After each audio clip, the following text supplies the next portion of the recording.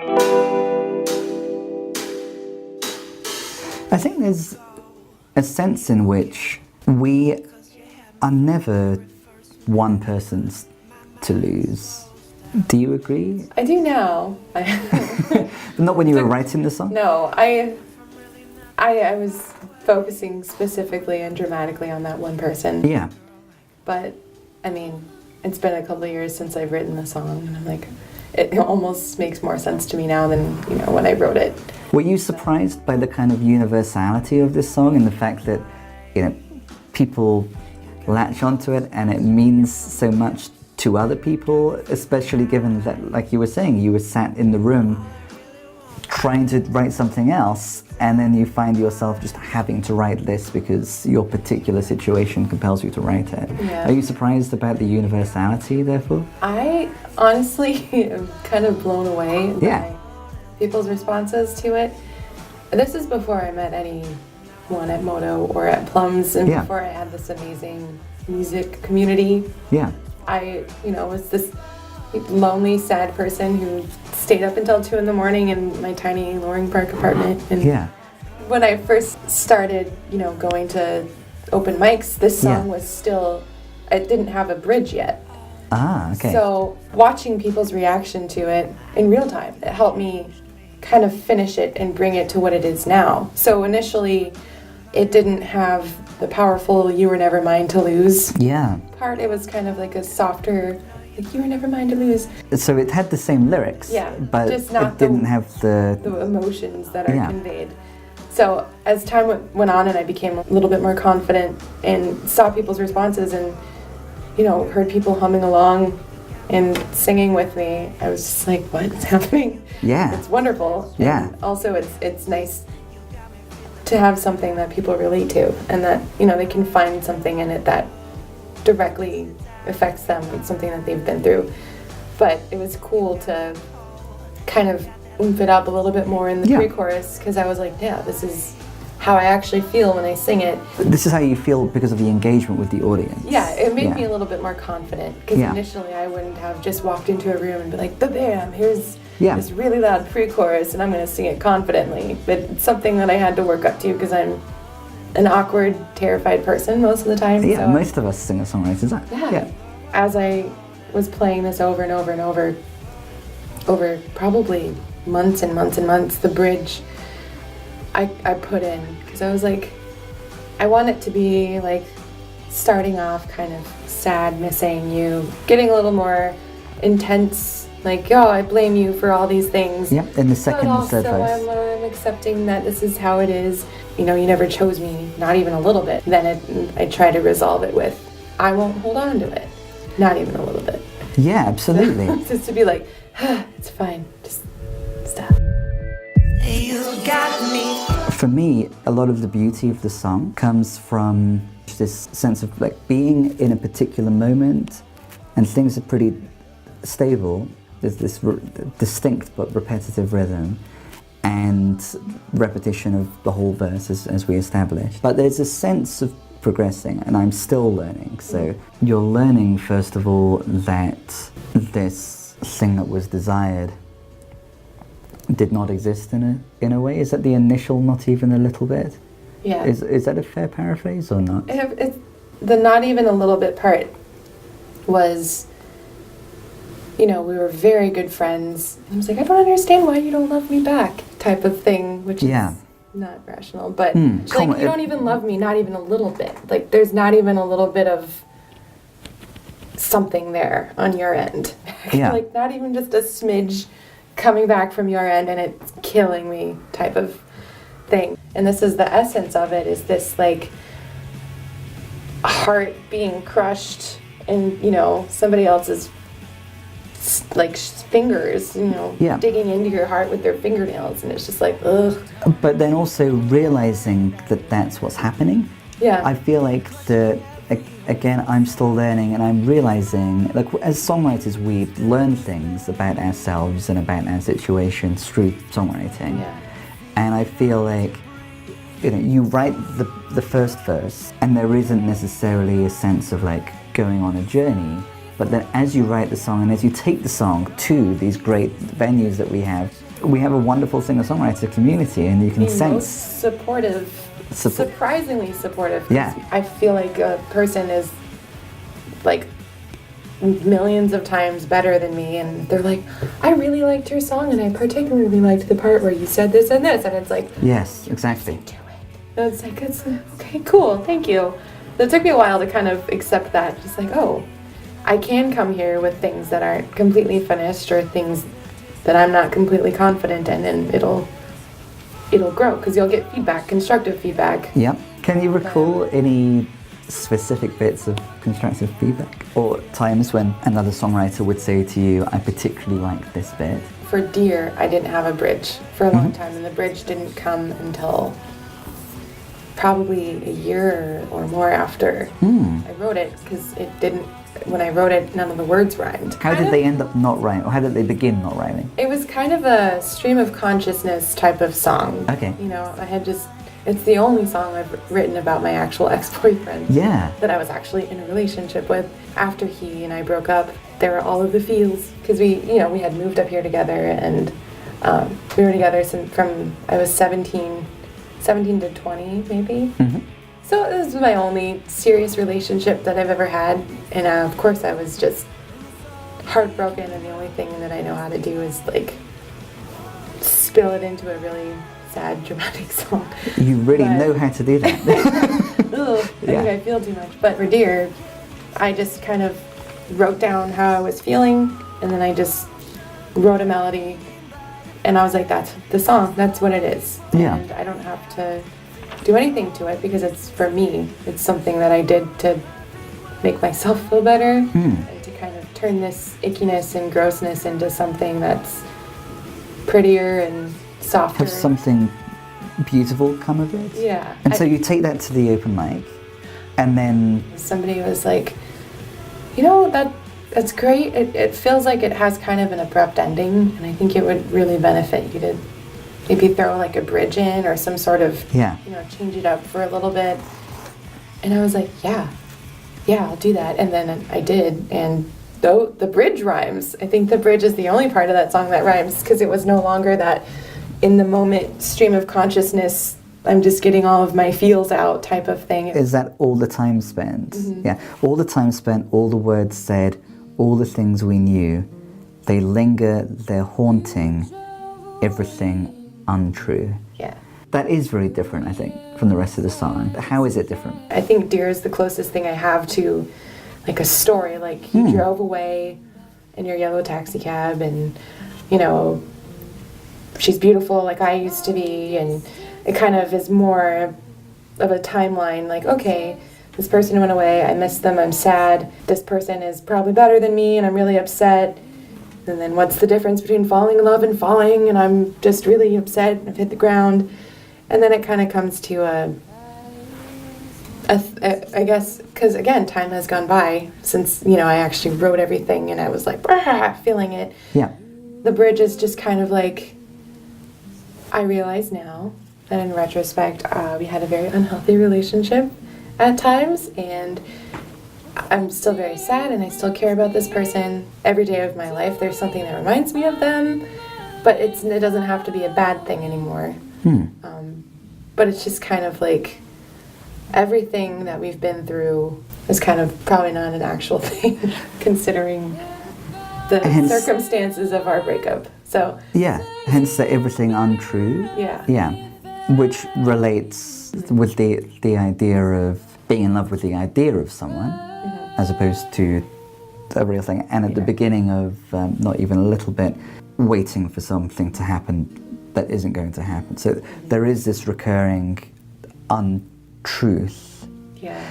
And that sits really nicely alongside hitting upon the emotional truth. There's everything true about the feeling. Yeah. And we know things like through our emotions. But I think that a really interesting ingredient to your songs is that there are these moments of realization that there are a different type of knowing. Yeah. And if that does make sense to you, this shifting between two quite different types of knowing, is that a conscious thing? Yeah. Yes, okay. Can you talk a bit about that?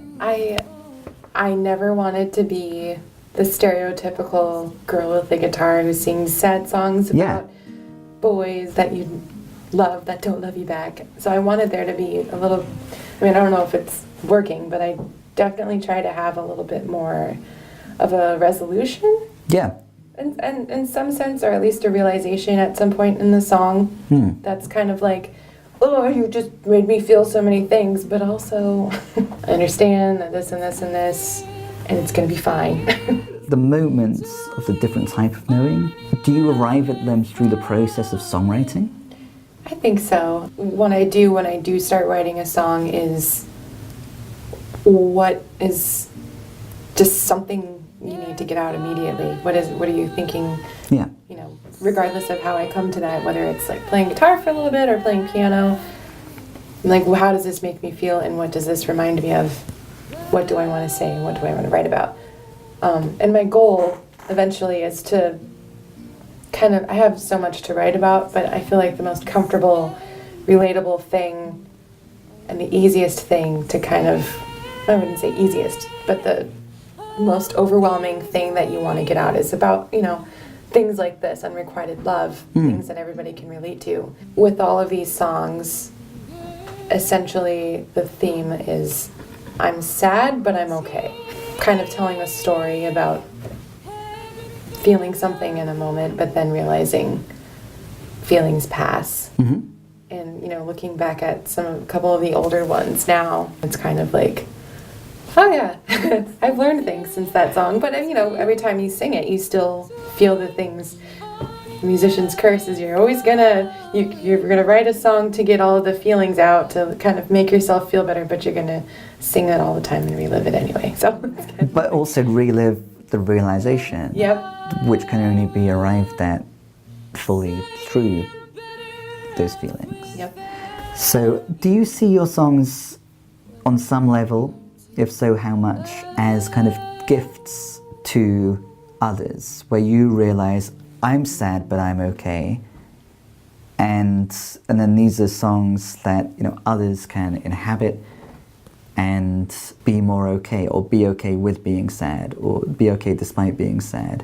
I am just blown away by the fact that people like my music at all, and it's really nice when people come up to me and say things like, I feel everything that you were saying, and I can relate to it so much, and I appreciate that, and it made me feel really sad, but also, you know, it was a beautiful experience, and it's kind of just like, what? Because, you know, these are things that I wrote to kind of get myself through those feelings, but it is the best feeling in the whole world when anybody listens to it and they like it at all, and it means something. And it means something for them, and does something to them. Sometimes when you're, you know, a performer, it feels selfish, and I hate putting myself out there, kind of like in the spotlight. I just want to just sing songs and hang out with people. And how do you counter that? One thing I've noticed that I do when I'm performing is I close my eyes a lot, and I don't do that intentionally, but I think that's something that's helped me, because I can kind of just block everything off and just, you know, focus on what I'm singing, or try to, because, you know, inevitably when I do open my eyes, I'm awkwardly staring at somebody, like making eye contact, and I'm like, oh no, I'm sorry. But closing my eyes does help. So, and then, you know, people have made me feel a lot more comfortable. They know that I'm not going to walk into a room and be like, hey, it's me, I'm here. At least I hope people don't think that of me, but that's my worst fear. They do not. So time comes up in the bridge, which we've been talking about time, and then all the words said, and I found it really interesting thinking about the various moments of reported speech, even just in these 3 songs. So again, in not even a little bit, we're waiting for the words, it's not too late to be said.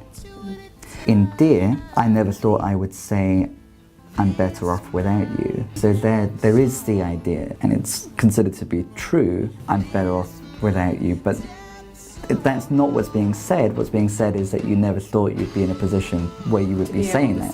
Yeah. And then in The Idea of You, tell me that I'm safe, and never have to run. So again, there's like a desire to be told something. So there's all of these references to things being said, but the things are not being said in any of the cases. Is that something that you were conscious of, or thinking about it now? Is there a significance to that? I've never really thought about that. I think needing to feel validated or told something specific that, you know, points out something you're insecure about. Yeah. Is something that we all crave. And then each of these three songs like finds a way to validate oneself in the absence of that specific thing that's initially desired. It strikes me as interesting that in Dear, I was once yours, dear, and you were once mine. That's interestingly at odds with the idea that we've been talking about in our conversation today, about the we never being either mine nor yours. When I wrote that line, I was living in downtown St. Paul. Yeah. And I had written the rest of the song, or the verse, and I was like, I need some sort of transition. I can't think of it, and I'm frustrated. So I went outside and was just kind of walking around downtown. And the whole part of like most of the relationships that I've witnessed growing up, and part of the relationship that I had with this person was this sense of ownership. Yeah. Like, that's my girl, and that's my guy, you know. Yeah, very prevalent. It was very like, you are specifically my person, and I am specifically your person. That's something that That's what you observed as being prevalent, and so I thought that in many cases problematic. Yes. So I thought it was kind of a snarky, but actually like that I did feel that, you know, in the moment was like, yeah, I'm his person, and he's mine, and we're gonna be together forever. But out, you know, that's not rational. So it was kind of a subtly snarky, kind of bitter, but also sad thing. At other moments, there's this yearning to be told by the other that I am yours, or to be able to say that we are each other's. But then at this moment, looking back on a relationship and looking more abstractly at other lovers, there's a skepticism about the healthiness or the desirability of what's otherwise yearned for. Yeah. Would you say?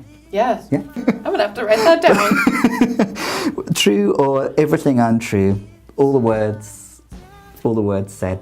We'll leave that up to you to determine the truth or untruth of what either of us has said. But the sentiment in the songs and the knowledge learned through the songs is definitely true. And I'm excited to experience more of these songs on many Tuesdays at the Troubadour. On Tuesday, December 19th. Don't go to the Troubadour on December 19th, go to Ice House. Let's close today's episode by returning one last time to the Minnehaha Recording Company. This is Laura Hugo performing The Idea of You. The Idea of You, I wrote that almost sarcastically. I was just at home. I think I had the day off, and I was just pacing around like, I can't write anymore. Everything I ever write is not going to be not even a little bit, and no one's going to like it. And it's not going to be as catchy. That's the mentality that I had for a long time. The story that you're telling now, it almost kind of it is like the story of Not Even a Little Bit, because you're thinking, I think incorrectly thinking, people are not going to like this song, not even a little bit. But then there's again a shift to a different Not Even a Little Bit, just like in the song, where it's not like Not Even a Little Bit, Not Even a Little Bit. But somehow it's another song about unrequited love, which is not like Not Even a Little Bit, Not Even a Little Bit. How did it end up being so different? I think it is so different. How did it end up being so different? I think I was just being really sassy and sarcastic. I was like, what are the highlights of the things that made me the most upset in those situations? And one of them was watching this person speak to somebody else. Yeah. Like flirting with somebody else while you're in the same room. Yeah. And it's just this pang that you just have, and you're just like, oh, it's fine. They can't help it. They're just being human, and they don't know that you love them, so you can't be mad at them. So the speak to me the way you speak to her, like hold me close. The opening lyrics. Yeah. Hold me close and tell me I'm enough. It's just like, do that. Can you just do that? That'd be great if you could just do that, please. There's a sense of humor, and it's kind of poking fun, I think, at the idea that if only they did try a little bit, Yeah. then it would be fine. Right, fine. And then the second verse, the write a song about our never-ending fun. Again, being sarcastic, like I'm always, just write a song about it. Sing it to me at night, you know, like the movies. Yeah. It's gonna be wonderful.